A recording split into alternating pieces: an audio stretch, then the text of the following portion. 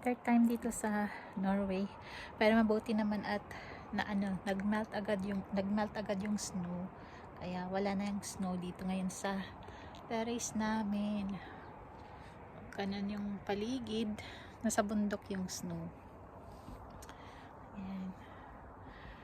Pero ang weird mga lalabs kasi nagsampay ako ng labahin ko ngayon sa labas dito sa terrace kahit na malamig, kasi nag-change na tayo ng Christmas curtain, kaya yung lumang kortina nilaban ko na agad at dito ko sinampay sa labas. Matutuyo naman to. Ayan.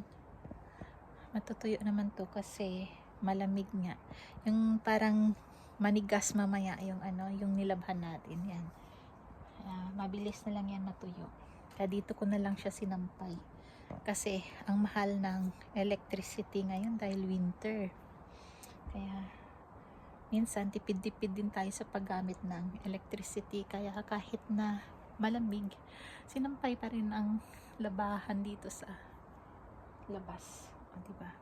At least at least may masave tayo na kuryente. So yun ang paligid, daming snow rin sa bundok, pero dito sa baba nagmelt na siya, pero babalik na naman yan, babalik yan.